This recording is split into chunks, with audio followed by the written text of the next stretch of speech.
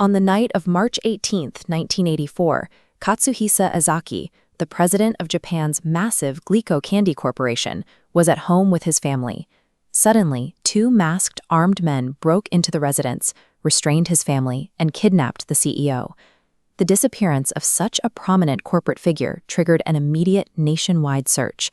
Law enforcement mobilized across the country, desperate to find Ezaki before his captors could make their next move. But just 3 days later, the situation changed.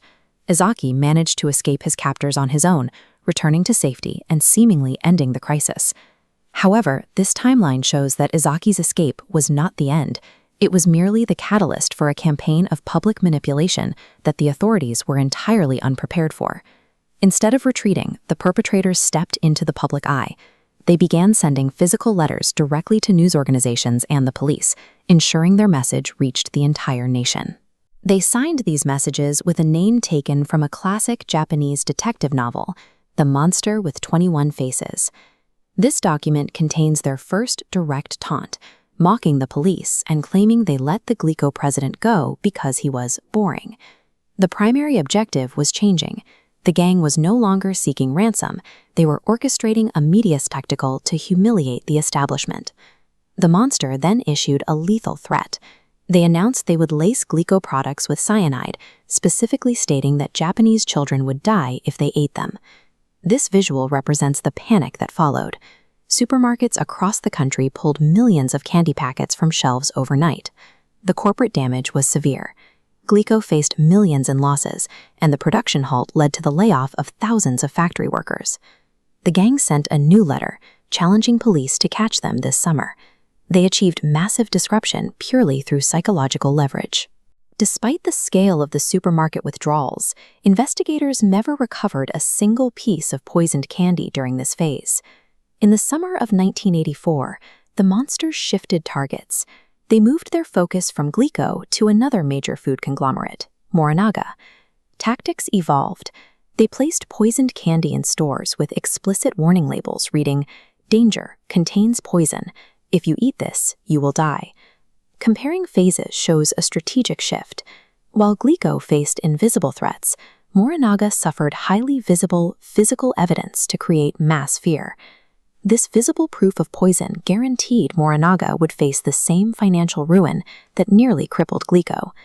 By explicitly labeling the poison, the gang ensured no one would ingest it, destroying the company's reputation while shielding themselves from murder charges. During the Morinaga attack, security cameras captured a suspect for the first time. He was seen casually placing the labeled candy on a shelf, wearing a baseball cap as a disguise. The media named him the videotaped man. Police broadcasted his image nationwide, hoping for a lead, but no one could identify him.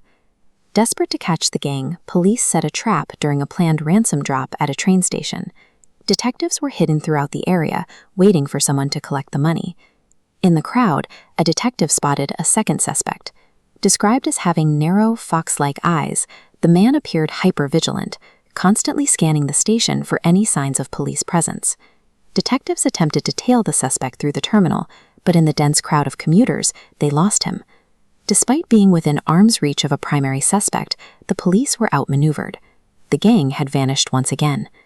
The repeated failures to catch the monster took a severe toll on the Japanese. The public shame of being mocked by criminals for over a year created a state of catastrophic stress within the force. This document records the breaking point. Unable to bear the burden of his department's failure, Police Superintendent Yamamoto took his own life.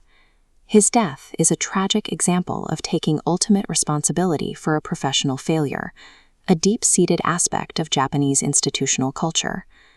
The monster's psychological game had resulted in a physical casualty, claiming a life without the perpetrators ever firing a shot. A day after his death, the gang sent their final letter, stating that Yamamoto died like a man. They declared they were bored with the food companies and told the nation to forget their name.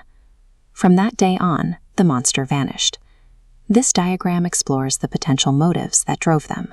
Because they never actually collected any ransom money, it is still debated whether they were after extortion, revenge against the police, or simply the thrill of the hunt. 4 decades later, the statute of limitations has expired. The identities of the people behind the monster remain a complete mystery to the world's top investigators. The monster with 21 faces carried out a campaign that humiliated the authorities and kept the public in a state of constant fear. They played a game where they held all the initiative, grew tired of it, and simply walked away.